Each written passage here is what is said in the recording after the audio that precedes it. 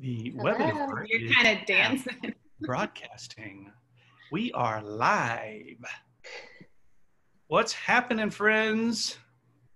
Good to see everybody. Good to see you guys. Thanks for joining the webinar this week. Glad to, we'll see what we got these attendees coming in, racing up. Adriana, glad to see you. Thanks for joining us. Alfredo, back again. Alfredo, I feel like we're really, getting to know each other. You offer such great questions, and we love your participation. It's great. Good to see you guys. He was on our happy hour yesterday too, our happy hour webinar. So he's really hitting all the bases. I see Andrea from Visit Idaho joined. I'm like looking, I love stalking the attendees. I know. It's great. Bill Fitzgerald, brother, good to see you. Glad you're joining, my friend.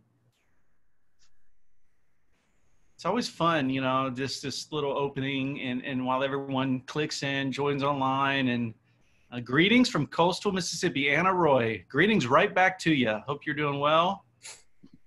Hope the weather is nice there. We've got a little overcast, of course, here in Middle Tennessee. It's been a little bit of a crazy week. Kristin and Matt, we're all kind of relatively close together. Like the winds, high winds and storms and stuff like that. It's been a little crazy. Learned all about what a derecho is. I thought we only had tornadoes to worry about in Tennessee, but apparently not anymore. I know. Jessica, good to see you. Thanks for joining. Kat, all kinds. We got 100 up to 142. We're gonna wait just a couple more minutes and allow for a few more to tune in, and then we'll get started. As you guys know, you're probably tuning in. I'm sure everybody tuning in is pros by this point. Whether that's with the weekly series we've been doing here at Connect Travel and Streetsense, or if that is elsewhere. But you can adjust your view so that you can see all of our faces at the same time. That's called gallery view. Feel free to do that if you're not familiar. And then in the chat window, it's a great opportunity to shout out, say hi. Catherine, Kristin, love your virtual background. Yes. So fancy. I like it. We're in the Gulf today, so. And then, of course, we'll have at the bottom, you can click into Q&A, and throughout the program, the next hour, feel free to drop in your questions, and we will do our very best to get to them all. So good. We got 156. Michelle Thompson, good to see you. Lots of friends joining in. Will, Zach, Tabby. Glad to see you, Tabby. Welcome. Excellent. Hello from San Diego.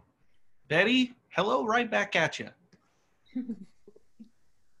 All right. Well, as you guys know, Nate, Matt, your buddy, Nate, tuning in. Absolutely.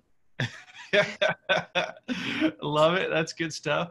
As you guys know, we're going to have a great conversation. We got a great panel this week, really kind of diving in and thinking about influencers, influence marketing, influencer marketing, how do we even think remotely about influencing travel amidst the pandemic, and reopening strategies, phased reopenings, everything that so many of us are going through. So this is going to be a great hour, and we are glad you're here with us. Becca, why don't you kick us off? Yeah, thanks, Josh. So hi, everyone. Welcome to our 5th marketing webinar from our Connect Travel series, Staying Connected, and happy National Travel and Tourism Week. Hope it's going well for all of you. So yeah. I'm Becca Smith. I'm sure many of you have seen my face by now, but I am the Senior Director of Marketing and Events at Connect Travel. As Josh said, it's awesome to see so many people. The numbers keep ticking up. So cool to see everyone here again today. He mentioned Q&A portal. Just send your questions through that. We'll make sure we try to address those along the way.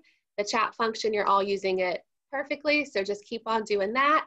And just as a reminder, you can see all of our webinars, both the ones that are upcoming and on demand, on our website. It's connecttravel.com/webinars.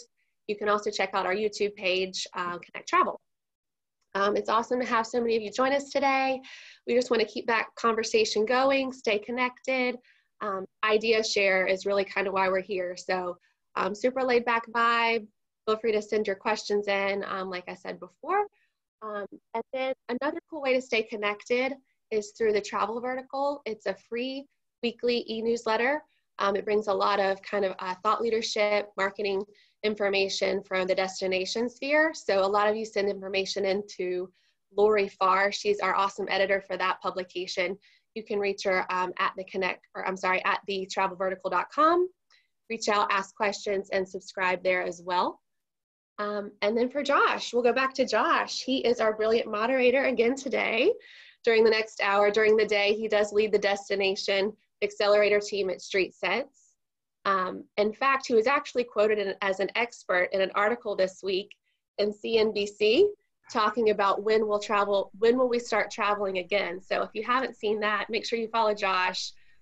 Very cool, Josh, and we're really excited to have you back again. Yeah, glad. Thanks, Becca. It's funny. I don't know that I want to be called an expert. A dear friend of mine on Facebook last night was like, there are no such thing as experts right now. And I'm like, I'm not calling myself, but I called you that. How about that? But it's better when someone else says it. I know, right.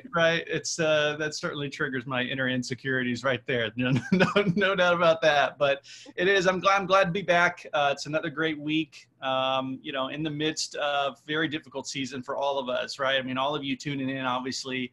Are meeting and rising to meet challenges. I'm so glad you bring up National Travel and Tourism Week back up, because it is a really great week for us, all of us, to kind of be championing this great industry we love, right? And that we know makes a massive impact for all of our destinations and the small businesses and the economies there.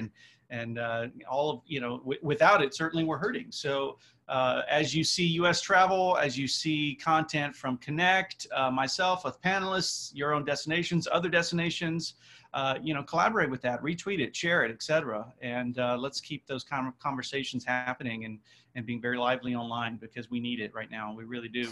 And again, thanks for being here, everybody. We got 191 of you online with us. So glad you're here. Like Becca said, during the day when I'm not on webinars and doing things, speaking around the country or whatever, when that happened, right? When travel, air travel happened, especially. But I lead the destination team at Streetsense.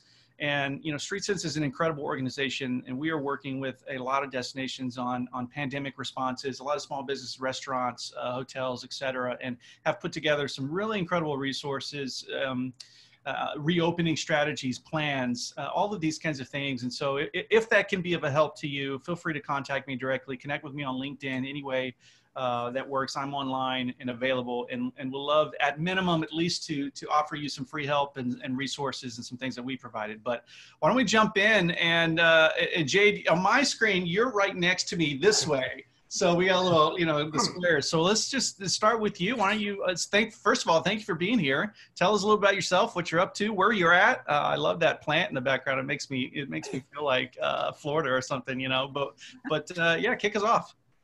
Yeah, so hi everyone. I'm so excited to be here. I'm Jade. I am the Vice President and Creative Director of Travel Mindset. So we are an influencer marketing agency that specializes in the travel and tourism industry. I started actually as a blogger way long time ago in about 2008, and actually won a Twitter contest where I had to tweet 4,320 times in 72 hours.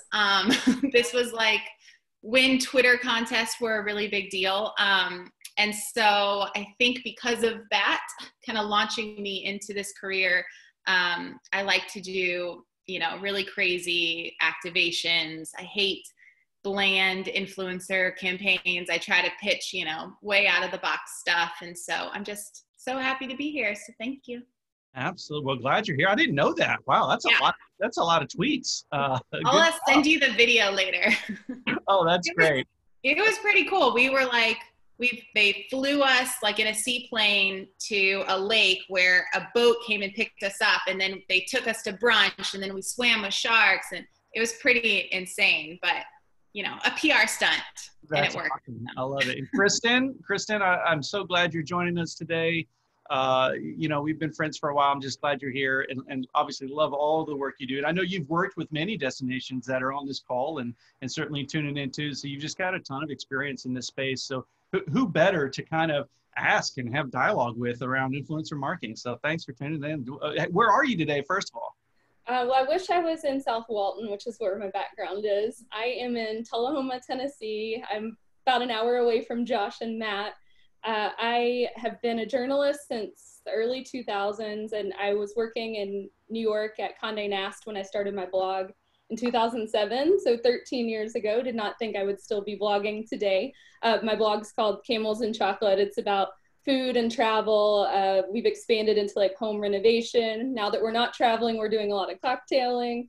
But I still do work on print features with magazines, but more regularly work on content marketing projects with tourism boards like Matt's, work a lot with Visit Franklin, projects with influencer agencies like Jade's. I do a lot of speaking. I met Becca when Jade and I did a workshop at eTourism last year. And hopefully we're gonna also be having our travel media conference in Franklin in April. So it got pushed back a little because of coronavirus, but I guess I do a little bit of everything, writing, photography. I love it. Oh, absolutely. And Matt, man, haven't seen you in a while. We are good buddies, old friends. So glad you're tuning in here too. So how are things at Visit Franklin? Man, they're fantastic. I'm coming to you from my house in Nashville right now, but it's work at Visit Franklin, and kind of like the background stories. I came to the tourism world the natural route through sports and politics. So I came out of college and worked as a sports information director, traveling the country with sports teams and doing their PR, and then simultaneously worked for several state and federal candidates and in different offices around Tennessee, but found the travel world is the good news, folks, and it's a lot more fun than talking about waste management and healthcare. So been with Visit Franklin about 4 years now, and come with a unique approach, having not been in travel before, and love getting to share the stories of everyone around Franklin, be the whiskey makers or the shop owners downtown, and just pair that up with journalists and influencers around the country. And it's essentially, I tell people in a nutshell, I'm just a matchmaker. So I find good stories and good storytellers and try to put them together. Yeah, I love that. And Lori Joe's got a great comment. Tourism marketing beats waste management. Matt, I don't know. What say you? Yes. much less boring. I love that. Well, Matt, why don't you kick us off here with, obviously, I'm sure you have been knee deep in planning and strategizing and conversations around, what you and the organization are going to do on behalf of the brand, whether that's certainly, with influencers and not. But why don't you just kind of kick us off with what you're hearing, what you're doing, and a little bit of where you guys are at right now. Yeah, so this is where a lot of that government background actually came in really handy. But it's like so many other DMOs that are on this call, it's been very much a pivot, and then pivot an hour later for about 6 weeks now. But it's as we shut down, we was immediately in the who's closed, what's happening, that type of just immediate. Our focus shifted from, we're not talking to the visitor in Kansas or Canada, we're talking to our immediate local folks. At that point we became that kind of that resource, and became a post where, as hospitality folks were being laid off and furloughed, we were finding where are all the job openings and providing that to our partners, and trying to make those kind of assets available, and give some guidance on the marketing side to our partners to avoid any tone deaf things that can easily happen in this internet world. And then Tennessee is at a point where we're one of the states that has started to reopen in portions of our state, and Franklin is in one of those portions that's reopening. So we have started a shift, a very tiptoe-esque shift towards the reopening process, and that will be with, again, a focus on that local market first, because it's in the broader concepts, it's just irresponsible for us to say, hey, New York folks, come on down here. Right. We don't know if they're ready to travel. I don't know if our folks are ready to accept visitors. Yeah. So it's we have started a 3-phase process that in phase 1, it is hyper local. Hardly outside of our county. And just telling support local. We've got some restaurants open to a little capacity, and we'll be targeting some stuff to them.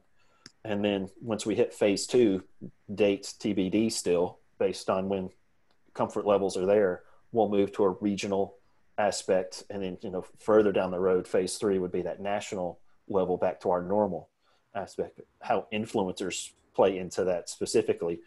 We're lucky we have a lot of influencers that live in our area, be that, musicians that so many of you probably know of and are broadcasting and doing concerts from their garages, to folks like Kristin and Jade and others that live locally. We'll tap into them to talk about the local restaurants and show the different safety measures that are being taken. And that'll be top of mind to everyone, influencer or not. Is it safe to go to that restaurant? Is it safe to do XYZ event? And that'll be how we show folks that through our channels and through the influencer channels. Yeah, that's a really good point. We've been hearing that a lot, around communicating safety. And Jade, I know you have earlier in the week when we were talking, had some great comments about, leveraging influencers to deliver those kind of messages. So what are you hearing, and how are you making plans with your clients and kind of the strategies you're putting together to leverage influencers around all of this reopening messaging? Yeah, so to echo what Matt said, I definitely think everyone should really focus on local right now. And, if you have any previous existing relationships with your local influencers, go ahead and send them an email, send them a DM on Instagram, just check in with them and see how they're doing. But yeah, so we're actually telling our clients to create kind of like a one-sheeter that says what those phases are, like if they're doing a phase 1 is this and TBD on phase 2, but we think it's going to look like that. And just using any language that you want influencers to share and putting it all there just so that everyone's kind of saying the same thing. That consistent messaging, I don't know about you, Josh, but it makes me feel good in a time when so much is uncertain and unknown. So really just utilizing those influencers to help share your message. So many influencers have been sharing local businesses, shop small and different restaurants that are doing takeout and carry out. Even yesterday for Cinco de Mayo, I saw so many, sharing like, oh, you can get margaritas to go, or you can, even like a couple even were offering like margaritas to go, and then you could donate or buy a gift card for future in-restaurant experience. So I know that they want to share, all of their engagement on especially on social is up. Views are higher than ever because everyone's at home, so everyone's watching their phone more than ever. So they have that audience. So you just need to kind of tap into that. And Kristin, you've got such a great network established, of friends, writers, people with great engagement, right, through their branded channels and stuff like that. When you think about maintaining relationships, I think with the work that you've been contracted to do for sure, but even as you're thinking personally, like you travel a lot. You love to travel, right? So what are some things that those on the call today or joining in, how could they better position themselves in reaching out maybe to, the likes of you and others through your network about leveraging influencers to communicate these things around safety and, to Jade's point, this one sheet of this common language. Talk to us a little bit about that and maybe ideas around best strategies right now. Yeah, I think like anything else, influencer marketing or any kind of media outreach is about relationships first and foremost. So, the people that we're going to be the quickest to support, whether it's a project we're on contract with or just pro bono work we're doing to support their efforts, are going to be those that we've had these existing relationships with for most of them for years to come. So all the CVBs that I've worked with time and time again on both earned media and content marketing projects are the ones that I'm constantly watching what they're doing. I want to support them. I want to amplify their messaging. So I think really tapping into any of these like little small networks you've created of relationships of people who are able to help amplify your messaging is really key. And if you're a smaller destination or you're new to the job and you don't have that, now is a good time to start cultivating those relationships. We all have more time than ever. We can't do coffee or happy hours, but like everyone else, I've been living on Zoom, and I've had so many meetings with different like city governments and all sorts of just journalists I've never met before, just brainstorming ideas about what's happening with the industry and how we can help out and how we all can kind of come together and leverage what others are doing. So I think it's a time more than ever that people want to help out. And so, but it also comes down to relationships. And I've always said that PR can't be transactional. Your first engagement with media, and this is across the board, bloggers, influencers, print journalists, it cannot be about what can they do for me, but it has to be about how can we create this symbiotic relationship. And so I think approaching building relationships with influencers in that manner is really helpful, because they're going to want to come and help you out when you need it, and vice versa. Yeah, I love that you bring that up. Jade, I was going to toss it to you, because I feel like when we think about identifying these potential influencers, and then thinking about the increase or change and shift in engagement that you talked about, that you have seen. And I also know, so I want to put that here because I want you to respond to that, but many on the call, right, our teams, we've gone through changes, and many on the call have had to furlough people on the staff and let people go. And so maybe perhaps the person that was in charge of that relationship or had built that relationship is no longer in the office, and somebody else is now going, I've got to step in and maybe introduce myself, so talk, kind of maybe address both of those if you could, and give us some thoughts there from what you're seeing. Yeah, so from kind of the first topic of that, or what I was going to add to Kristin, is just, if you don't know local influencers that are in your area, or if you know one, like say you knew Kristin, and you have a good relationship with her, you could easily email her and say, hey, who else don't I know about? Who is in our local community that I should know about? Maybe we could all get on a Zoom happy hour and like introduce ourselves and, start creating that relationships. I mean, all influencers and content creators know other influencers and content creators. It's just like on the marketing side, the marketing side all talks about everybody. So do the influencers. So that's definitely a way. I know that, I've told brands about Kristin. Kristin told brands about me. That's how I met Matt, actually. And started working with Tabby at Oklahoma City. So, I think definitely, reach out. It's just all about, again, those relationships. But then what was your second question, Josh? Well, no problem. So I know those attending, because we've been doing this several weeks now, many of them are having to do jobs that they've not had to do before because So perhaps, because that might come across like a cold call or a cold transactional email, to Kristin's point, which is, clearly not anything any of us would want to do. Right. So the first thing I would say is, a very easy step is just starting to engage with their social content.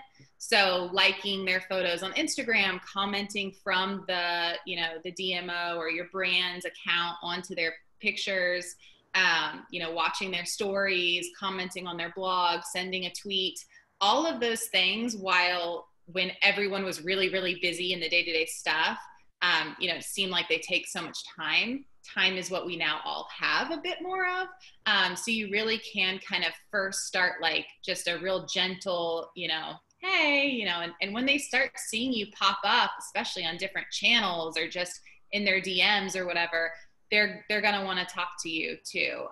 So I would say start there. I mean, there's a really good way, if that was never your job, I might see if someone else, had a list or something. But if for some reason you can't get that or whatever, just go onto Instagram and see who is tagging you in photos.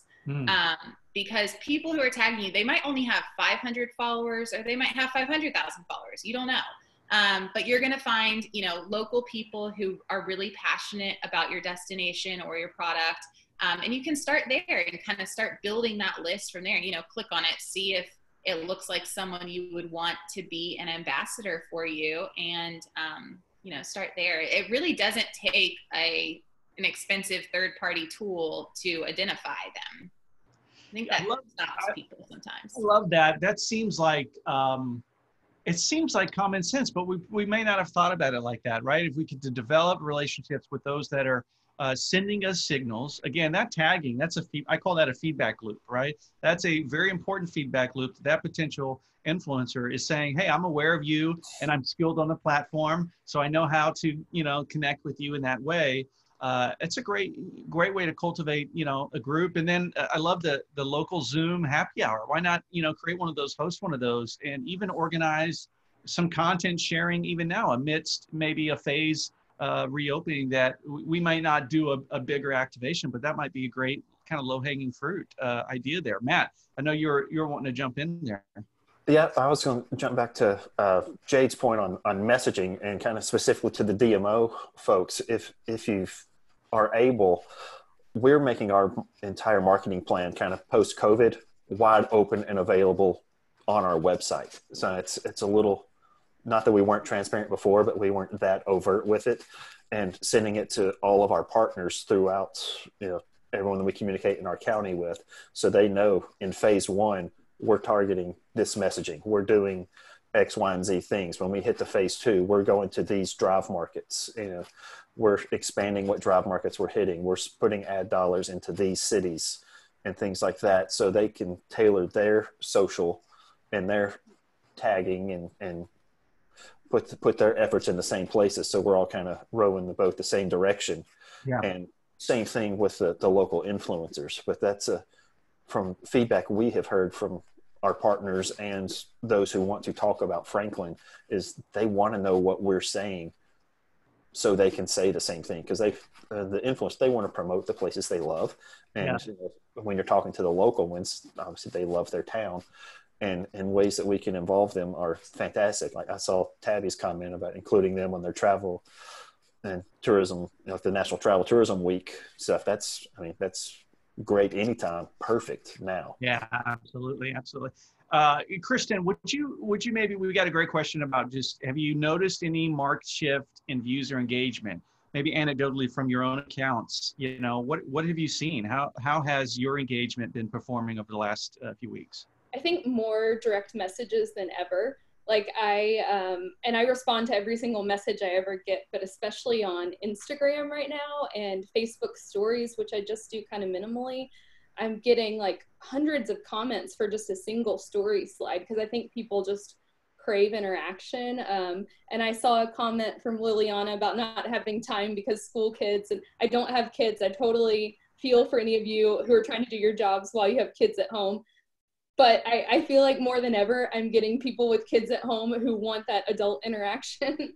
So I feel like half my day every day is responding to Instagram story messages, but like long conversations about, people that are just wanting to connect more. I would say most people's web traffic has gone down temporarily. In a lot of the more elite blogger groups, there have been a lot of bloggers who've relied on Mediavine income to pay their bills, who just come to a screeching halt to nothing.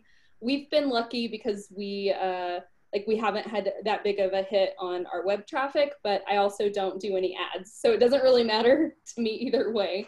But Instagram engagement has been up. I feel like a lot of people are spending time on Twitter to get their news.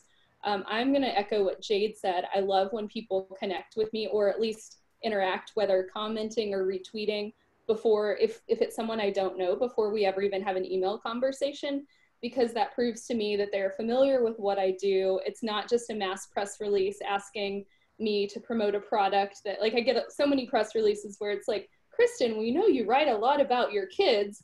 I don't have kids, and you might want this new pamper product. So that's immediately going to my spam, right? Because they clearly just put me on a list with 10,000 others. But I think that, yeah, I mean, it's obviously tough for all of you who are juggling having a family at home and having a job. So just do what you can do. I also think that everyone's giving everyone a little bit more grace now. Like, I've had a few calls with people whose 3-year-olds come running in the room in the Zoom call. No one cares. Like, you're not gonna come across as unprofessional because your kids are stuck at home with you and they run in on a call, right? Like, so I wouldn't let that hinder you from trying to reach out and connect. It also doesn't have to be, I mean, it can be via email, it can be via social media. I know the first time Matt and I connected, I think he had just started at Visit Franklin and was kind of like scrambling to jump in there, and had invited me on a press trip, but with like a very personalized note. Like I could tell this guy knew his marketing.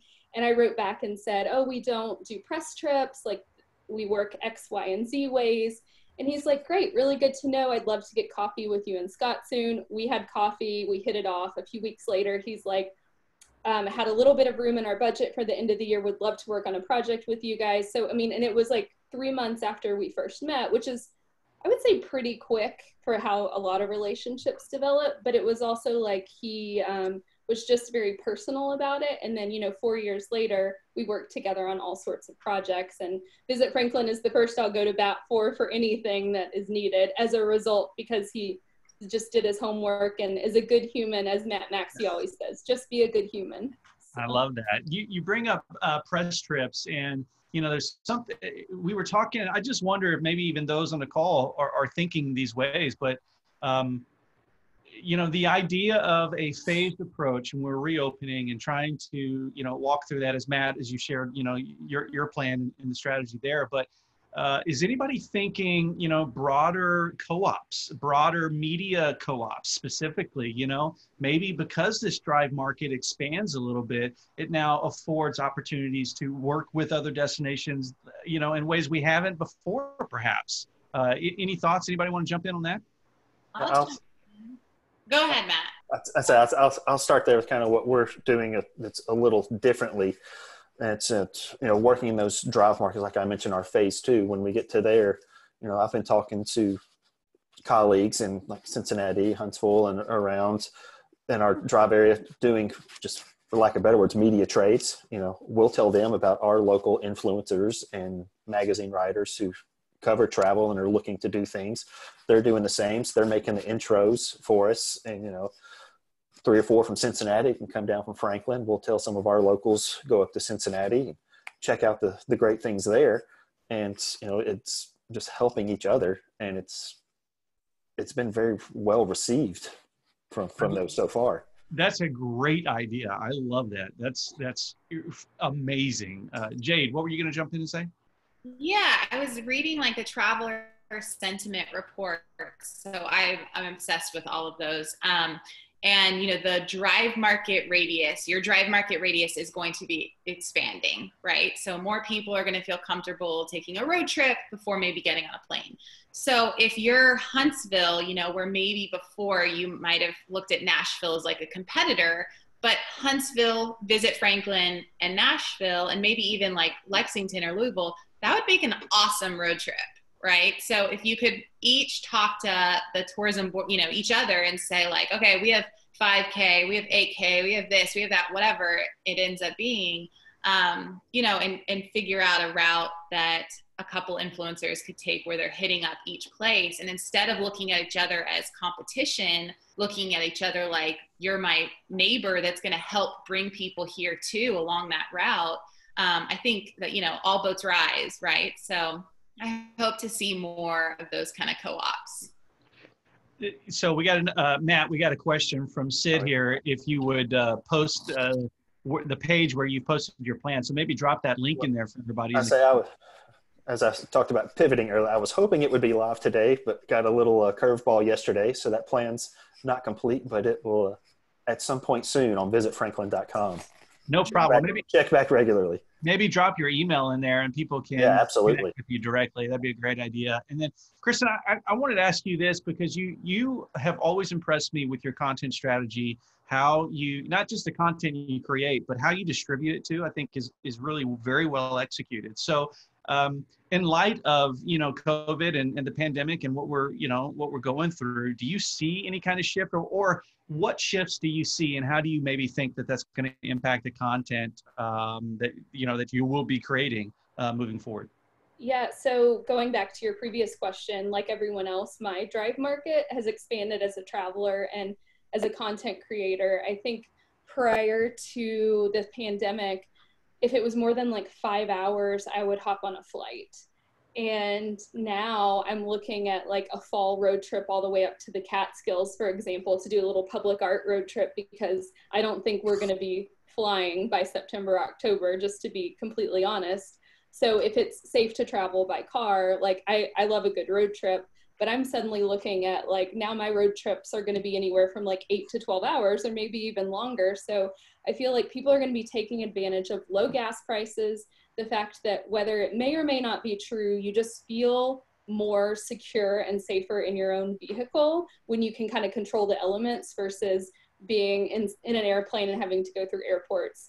So I think expanding your drive market is so smart. And like Matt was saying, instead of necessarily marketing to, like, if New York and DC are two of your big flight markets, probably not going to have a lot of travelers coming from those airports for a while. So suddenly you need to look at what other cities are big hubs for travelers to your destination where they can get here in half a day by car. So that's kind of our strategy for several years has been to really look into where all of our readers are coming from. We have a lot like Tennessee, Ohio, Georgia, Florida. So we kind of already target a drive market because I don't want to be writing about content that isn't relevant to what the majority of people who read my site want to hear about. That said, right now, I don't feel comfortable like promoting travel until, you know, we need a little bit more time to see how things are going. I know there are a lot of influencers out there who are just acting like it's not happening and that we're going to be on planes next week. I have just been going back through some of my travels and posting, like right now we're doing a cocktail series and every week we're doing a cocktail inspired by a trip we've taken in the past and that's just aligns with our interests. Like we're big spirits fans. We've worked with the Tennessee Whiskey Trail and the Visit Franklin Masters and Makers Trail. So once again, that's a way we can pull in some of our past partners and maybe give them a little bit of extra love in this time. Like we're trying to help our friends along the Whiskey Trail. I mean, they've been hit just like everyone else. So anything we can do to kind of like help out and drive sales. And for us, it's fun to test out some new cocktails. So I think it's thinking about different ways you can get your destination out there where it's not necessarily getting people to travel right then. I think Memphis has done an awesome job at retooling their website and having all these virtual resources, virtual concerts and music festivals. I've loved watching what they've been doing. I visit OKC. I saw that they were on here as well. I've loved all of their Instagram story, like filters in their backgrounds. I've seen a lot of people using them. So I think there's a lot of creative ways you can still be reminding people of your destination during this time. So when people are traveling again, like you're still going to be at the top of mind. I mean, it's so back to that whole concept of it takes what, like 7 to 10 touches for people to even consider coming to your destination. So I wouldn't be tone deaf and actively say, you know, come to Florida tomorrow when we're still kind of trying to control travel. But you can say, you know, we're missing you. In the meantime, here's a recipe of a key lime martini inspired by the Florida Keys. So it's just kind of figuring out more creative ways to remind people about your destination. I want to kind of pick up on that. And Matt, earlier in the week when we were dialoguing, you know, you talked about, and I love obviously mentioning being a good human, right? I mean, that's such a key thing, right? And you lead so well in that. But the other thing about maintaining relationships and thinking about like repurposing content, things that you've done before, maybe past influencer engagements, and you mentioned, you know, for the DMO right now, maybe without much of a budget or much ability to know what to do, it could be as simple as updating that content, right? That might need to be updated. But then the other piece of it, you said, I thought this was really key, and I think it goes both ways, because you said there were some people that just contacted you and said, just to check in, to go, hey man, how are you doing? And I think it goes both ways, as, you know, as planners and strategists and whatever, just reaching out and saying, how are you doing, right? I mean, are you surviving to our past influencers, right? Oh, absolutely. And it's not just in this time, but all times, kind of maintaining that relationship is key, because it's from our strategy point, we produce our own content and then we use influencers as other content we can share. Obviously, we want that to be up to date as much as possible. So we're, you know, 6 months post the event happening, you know, we're still sending them updates. Oh, this place closed, this new place is open, whatnot. So we're in constant contact with them in some form or fashion. And now, in just checking in, how are you doing as a, you know, as a person?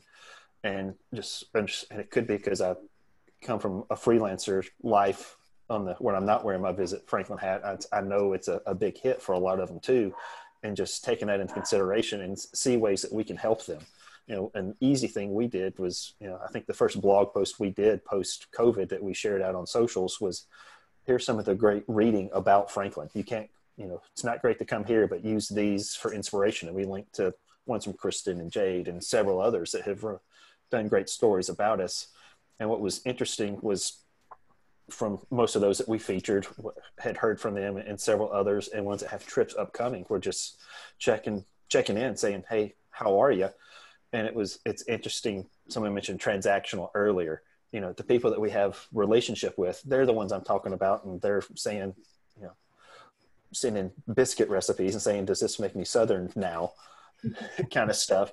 But the as I call them, the Instagram models that are contacting you for 3 nights in a hotel for one post, I hadn't heard from a single one of them yet. Yeah, that's good. Hopefully this whole thing kind of weeds out, the wannabe influencers, the people who maybe have a lot of followers but don't necessarily have a lot of influence, because those are different things. So hopefully this weeds those people out. Yeah, that's a good point. Just be a good human, right, Matt? Absolutely. So this is a good question. Now, with budgets being cut, and a lot of people have worked really hard to establish their influencer relationships, but how do you recommend that DMOs keep those at hand when they might not be able to host them next year? You don't want to come across as needy, and that you don't have the money, but how do you kind of maintain those relationships? I'll jump in and start there, just because it's kind of been our how we've operated for the last 4 years anyway. As a smaller destination, we don't have a massive budget, and I've always tried to piggyback trips. If someone's coming to Franklin, I'm reaching out to Nashville or our state departments or others that are nearby, and even other states, to see, can we team up on a plane ticket cost? And I know it's more beneficial if they can come to an area and knock out 3 or 4 visits. It's a lot more cost effective for them too, if they can just save money and time and get more at the same time. And as state budgets will allow, they're able to pay some of that to promote their city and county destinations as well. So it's anywhere you can double up, or the actual, corporate folks that have some budget, doubling up letting hotel pay for a little bit. There's several ways to do that. And then just being honest with them. They know we've all taken a hit. They're in the travel space too. And just as simple as, I would love to bring you here. We just don't have the money for it. I will support you and sing your praises from the rooftops as much as I can. Honesty will get you, a whole lot. Yeah. Tabby, Jade, I'd love to, as somebody who does a lot of this kind of business, negotiating a lot of these kind of contracts and stuff, from what you see happening in the market, do you think that kind of the value changes here, the value proposition maybe even impacts price as we keep moving forward for DMOs thinking about how to put together these kind of influencer campaigns for themselves? Yeah, so I think we talked about this on Monday. I would actually go through your budget and see where you could double up for an influencer. So, an influencer can also take photos for your visitor's guide. So if you had any money that for your 2020 visitor's guide, now kind of you could include that in your influencer campaign. Or if you need new video content created, you could have them create that instead of bringing a whole crew or whatever. So many influencers are so talented. You might as well use them. I know a lot of times, brands, they only utilize influencers like while they're in the destination, and then it's like they never think about them again. So there's really so many ways to repurpose influencer content that I would kind of, take away your entire marketing plan and look like, what are your needs and your goals? And then potentially how could an influencer help you fulfill those? Obviously I'm super passionate about influencer marketing. I truly believe in it. And I would say that influencers are going to be the people that are traveling first and showing how safe it is to travel. So your ad that you spent, in Condé Nast or Afar even means little right now, right? So I would like look at your budget. If you were going to spend any of that, you know, I wouldn't spend any money of that. I would really look at how influencers can either talk about your destination or share in real time. Like if I'm going to Franklin and I'm staying at the new hotel, what safety measures do they have in place? Well, let me show my followers on Instagram stories, like every step of the way. This was what check-in was like. And I felt really safe checking in. And, you know, this is what the outdoor restaurant scene is like. And it felt really good to be able to eat outdoors the whole time.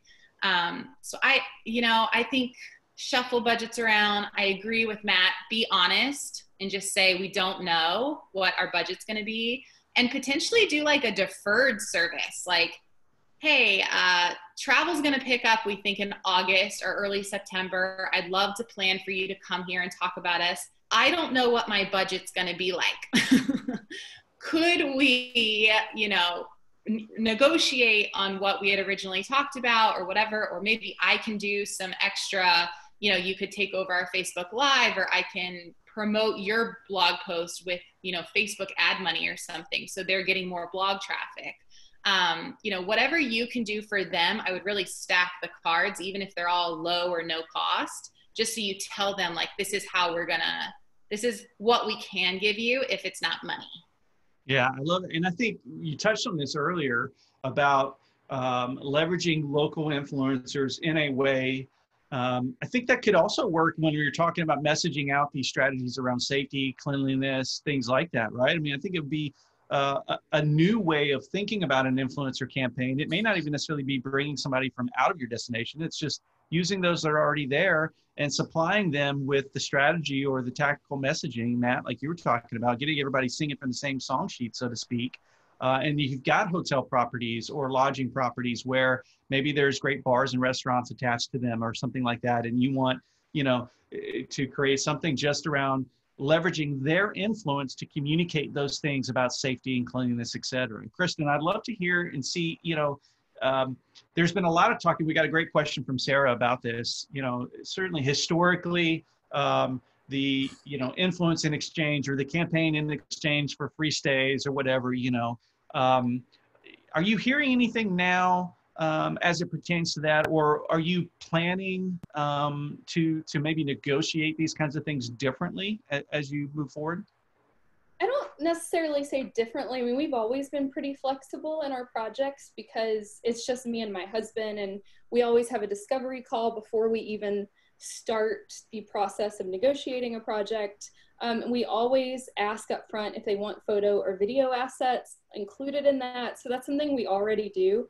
I think kind of like tying that to what Becca asked about if you don't have a budget right now, that doesn't really matter to me in terms of, I'm not going to say, oh, Visit Franklin doesn't have a budget, therefore they're off my list. Like, it's all about relationships anyway. Like, most of my projects and like ones that I've worked with, CVBs I've worked with for years over and over again, are people that it took 2 or 3 years until we were able to find the right fit for a first project. So I think this is a good time to weed out the phonies or the people who don't know what they're doing or aren't professional marketers, because if they're going to look at you as a CVB and say, oh, they don't have money for me, I'm done with them, that's not someone you want to work with in the first place. Like, I just think that I think this is going to be like kind of the great cleansing of getting back to where we started when blogging first came about and became a tool for marketing, and that we're going to go back to the people that are actually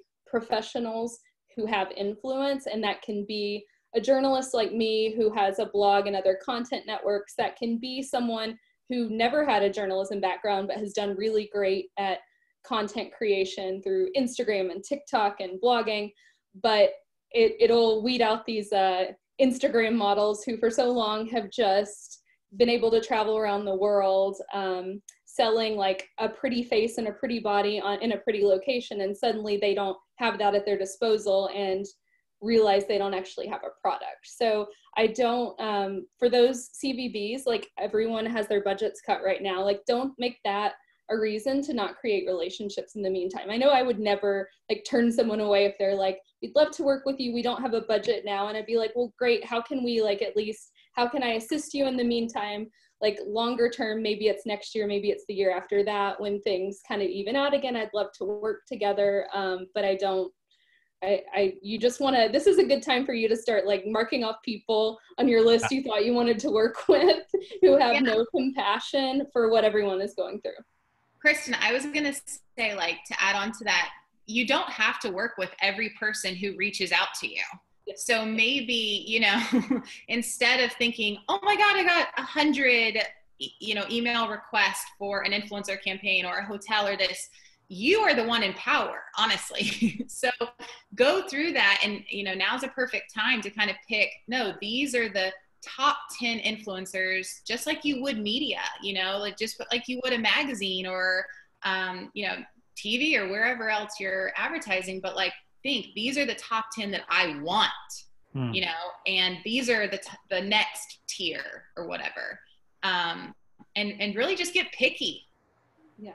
And it's a good time too, like you were saying, to go to people, whether it's an influencer, a photographer who you've worked with locally, if you're wanting to kind of freshen up your assets, but you don't have the budget for a full-on photography or video crew, this is when you bring in people who've worked with your destination before. I know I had a very major media company out of New York yesterday ask me if we own all of our drone footage, which we've shot just for fun all over the world, because they'd like to license some of that for video campaigns they're doing. And so that's great for me. It's sitting on my hard drive. I would love for someone to make use of it, you know? And so that's something a CVB can do, and it can be someone local, or it can be a blogger you've worked with or you've not worked with, who you've just seen that they've come to your destination on their own.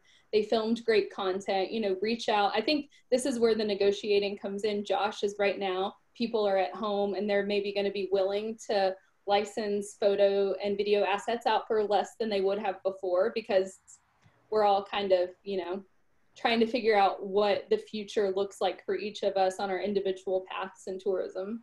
Yeah, I love that you mentioned that. It's a great idea, because I was going to suggest that it's a great strategy to think about. You know, one, you got repurposing content, Matt, like you talked about a little bit, but then you're also thinking about reaching out to those people who maybe, who you did either come through, you did an activation with or something like that, or those you noticed that maybe you did in contract, but like all of you said, you know, that have assets that, and maybe the original engagement was a limited engagement and you got XYZ photos, right? But maybe reach back out and go, hey, was there anything else that you shot that you really liked that maybe we could use this year, or, you know, or something like that in new ways as we're planning. All those are really, really helpful strategies. I love that. We've got just a few minutes left. Any closing thoughts from anybody? Matt, you want to jump in on that, or anything as we wrap up? Well, I see one more question up there from Alfredo, asking about if being so close to Nashville in that proximity helps Franklin and benefit from that influencer. Absolutely. I mean, to say anything else would just be a straight lie. I mean, Nashville has been hot for so long, and just being right in the middle of Tennessee, and it's a lot of destinations, the smaller ones, deal with that, whether they're right outside of New York or outside of Indianapolis or wherever. You know, like I said, we play very well in the sandbox with them, but it's a community filled with creative folks and influencers, and we benefit greatly for it. But it's just, we build those relationships with them. They know it's two different types of destinations. They just happen to be butted up right next to each other. Yeah, I love that. I can certainly attest to that too. And I have often given destinations, you know, strategic counsel around trying to understand a little bit more of, you know, a cooperative nature to the locale, right? Because certainly, you know, if you don't have a major access point like an international airport in your backyard, largely people come to you through networks, through other airports, or through drive traffic or whatever. So you've got to think a little bit more creatively about leveraging some of those access points for sure. Well, yeah, and Josh. Yes, Jade. My closing remark would just be that influencers are really creative. So, you know, don't just think I have an idea and I'm going to tell the influencer, you know, what I want them to do. Like, really get on, like Kristin was saying, like a discovery call, and just say, like, we don't know what we want to do, or this is our goal. What can you do? Or what do you think you can do? Or how could we make this an even bigger program? And who are 5 influencers that you think could join us on this? Get them involved in the strategy and the idea, because they're so creative. And I think a lot of times people think influencer campaign equals influencer visiting my destination and 5 Instagram posts and 20 Instagram stories and 1 blog post. And it really can be, so exciting and really create a moment for your brand. So don't be boring. Yes, I'm going to tweet that. Don't be boring. I love it. Kristin, any closing thoughts? Yeah, I think kind of to wrap it all up, what you guys were saying, this is such a great time to not only revisit your marketing strategy, especially for those of you who maybe had some layoffs in your department and are kind of floundering. I mean, you kind of got a blank slate to work with now, because none of us know what the future is going to be like. We're not fortune tellers. And so I think it's a good time to create strategic alliances and co-ops like we were talking about earlier, especially if you are reduced in manpower. I think a good one from our state that's done this is the Natchez Trace Compact. And it's Natchez Trace is 444 miles of national park from Tennessee through Alabama down to Mississippi. And they've, as you know, having been at Visit Franklin and Visit Music City and the Shoals, all the CVBs along the Trace are like partners in this, as well as certain attractions and the states. And so that can be a way for some of these CVBs who, have other tourism attractions near them to leverage your assets and create something unique, whether it's like some common denominator like the Whiskey Trail did in Tennessee, and just look at creating different travel experiences for when we are able to travel further and more often again, and work with your neighbors. I love it. I love it. Well, we got just a couple minutes. Thanks to all of you who are tuning in. Becca, any final closing thoughts? Just thank you so much to our panelists. A lot of really good takeaways. We'll highlight those in our post email. It'll go out tomorrow. And then a reminder for next week, we have the conversation focused on the post-COVID-19 brand position and asking the question if your DMO is ready. We've got some great speakers lined up. We have Kylie Boring from Visit Tupelo, Steve Chandler from Chandler Thinks, and Martin Stoll from Sparkloft. That's going to be a really good conversation. So register and tune for that if you haven't. And if we haven't connected on LinkedIn or other platforms, feel free to reach out. Like we were talking about, Streetsense got a great accelerator that we're willing to jump in deep with you and help think about strategy, think about leveraging different campaigns and how we come out of this stronger together. So feel free to contact me on LinkedIn or shoot me an email directly, and we'll see you next week. Bye, guys. Thanks, everybody. Have a good day.